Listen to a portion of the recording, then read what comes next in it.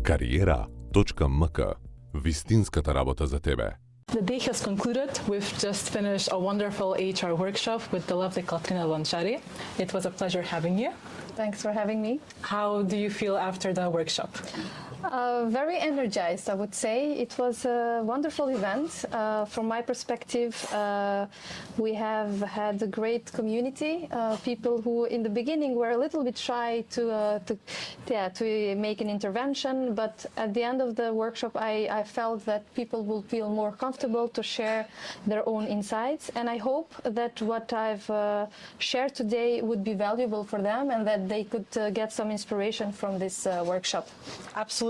You worked your magic, and by the end of the day, everyone was comfortable to speak. So we're very grateful that we got some insight from them as well. But I would like to hear more about you and your career in the HR field. So I would start off with the question, could you share an experience of yours that helped you in your career path that you take with you as a valuable lesson? An example, I have some of them, but I will focus maybe in one that was occurring in early stage of my career when I started as HR consultant of a company which was specialized in talent and competency management. We have gained a tender to work with a public institution, and they wanted to implement talent management and competency-based recruitment and procedures in HR. And we did, of course, as consultants, we advised the client, we worked together to set up a program. But after some months, we saw that there was some resistance. We saw that people were not really using or were not really feeling comfortable with the programs and the plan that we were implementing, and we thought that this resistance was due to the fact that people did not understand quite clearly why they are making this change. And we then suggested, together with the client, to create some workshops where we will invite people to share their concerns, to talk about why they consider that this change is a risk or why they do not want to work with these new tools. And we immediately actually saw a change afterwards, because when you are putting the focus on the people, you can see that has a better actually impact than you are just putting the focus on the policies or on the rules. And this is something that I'm taking every day with me when I work in HR. You have to be first people-oriented and people-centric. Whenever change you put in place, make sure that you understand the concerns of the people, you talk to them. You can put in place the best policy or the best rules, but if people do not understand, then it's a failure, I guess. So this is something that has been a lesson learned from my early career that I try to take with me nowadays as well. Mm-hmm, absolutely. And with what you mentioned on being focused on the employees themselves, how do you find the balance to be innovative in how you approach the workforce and the employees by still maintaining the work culture and their values as a company and for just humans in general? Yeah. I mean, culture is the basic of every company. That's the foundation, and we make sure that everyone is aligned with this foundation. But on the other hand, and I'm working for a company which is now in a huge transformation in the automotive sector, we have to make sure that people also stay aligned with the innovation that is going forward. Sometimes it works, sometimes it doesn't work, but the key for me to this is trying to make a good balance between the importance of innovation. If we want to stay competitive in the market and if we want to stay sustainable, we need to go towards more innovative solutions, toward more creative solutions. That doesn't mean that we have to scrap all the culture and all the values. We can make a good combination of both of them, but that requires a lot of communication. As I said, it's change, and it's change management. It requires to listen to the concerns of the people and to make sure that we have ambassadors, people that can also influence the positive change towards innovation and who can take others with them. So in every different types of innovation or change we need to introduce within the market, we make sure that we work with ambassadors, people who are having a positive impact and then can bring the positive energy with them. Have you had experience with ambassadors sharing what they're supposed to implement?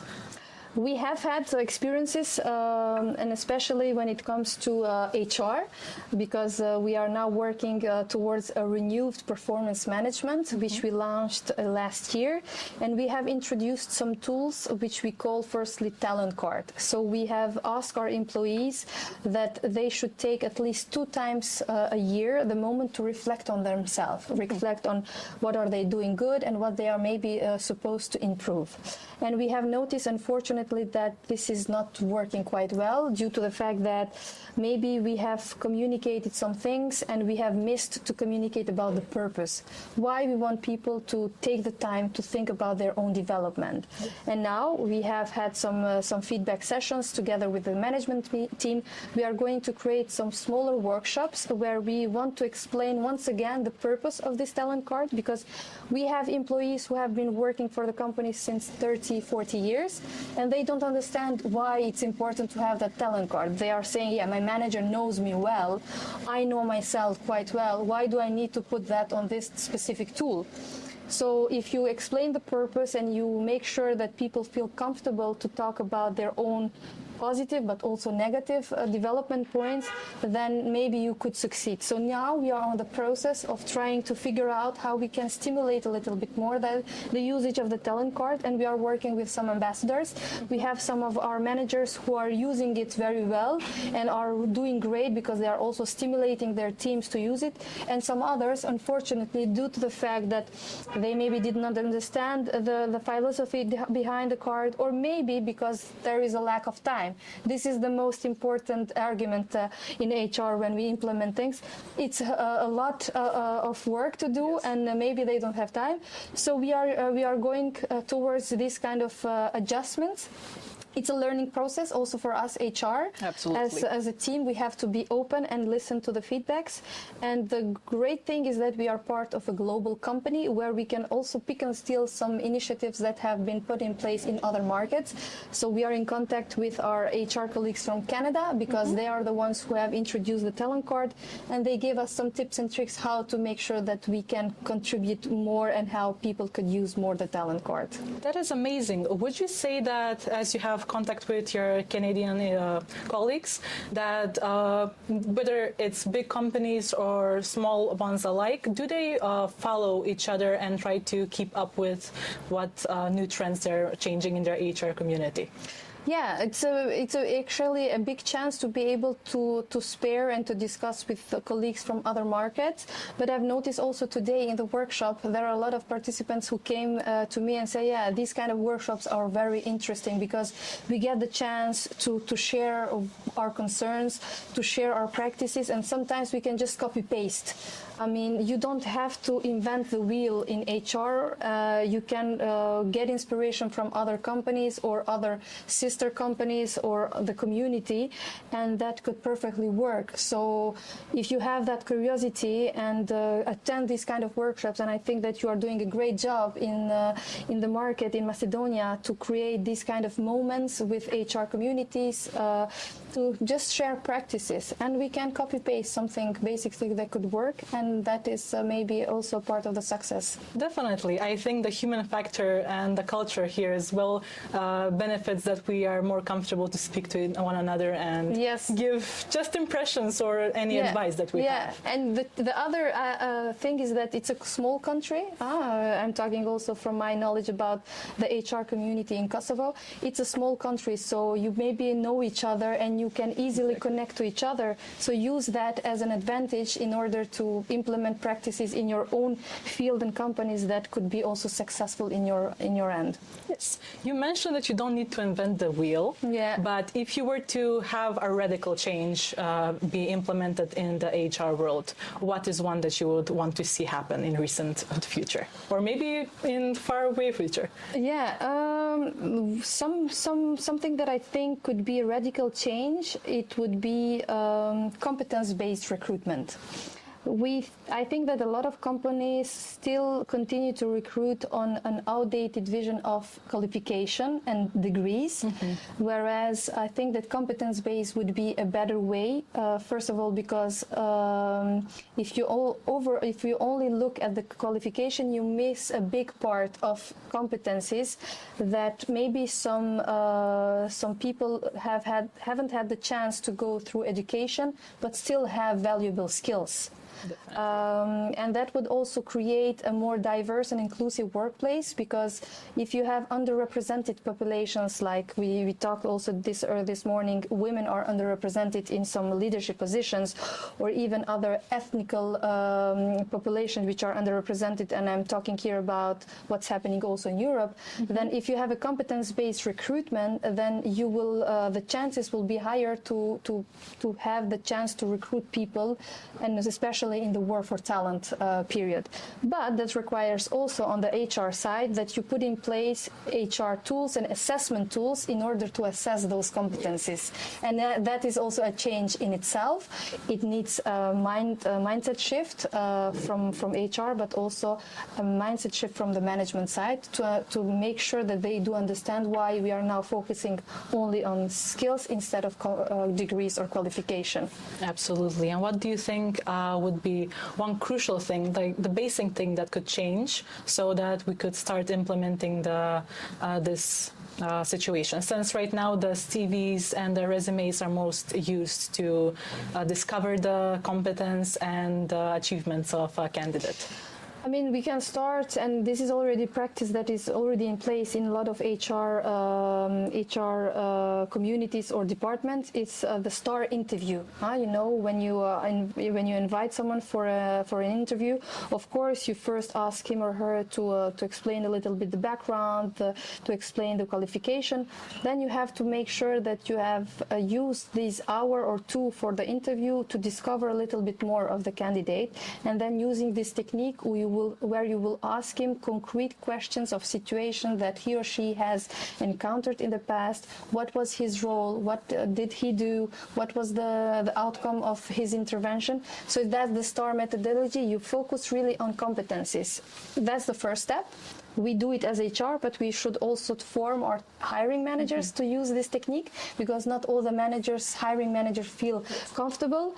That is the first thing. The second one is assessment centers. I have myself been working for 6 years in an organization which is specialized in assessment center. Basically, that would mean that we would actually analyze the behavior of a candidate throughout different exercises, which are fictive exercises but very realistic. And at the end of the day, with our analysis, we are different assessors, we would be able to determine if that person has the necessary competencies for a specific role. That is another, I would say, concrete step which needs to be implemented. But first of all, we have to work towards the mindset. When the mindset is there, then we can implement the tool. Yes, I'm very happy to hear that it has already started and that people are trying to find candidates through their competence. Yeah. Thank you for sharing these experiences and everything in your career field. Just to finish up, I would like to ask you, for those who are not able to join this workshop today, what would you take away, give a statement for them to maybe give a tip on how to retain and attract talent to their companies? Well, I would say those who miss, you missed a very interesting event. Absolutely. Make sure next time you're here. But there are a lot of things that we can do in order to retain people and also to attract. But since the market is evolving, we have to be mindful about, first of all, offering to the employees the work arrangements, remote working arrangements, and it is something which is quite necessary, I guess, due to the fact that we have new generations who are entering the labor market, and their expectations are quite high in this sense. I think that another very important aspect is put the focus on health and mental health.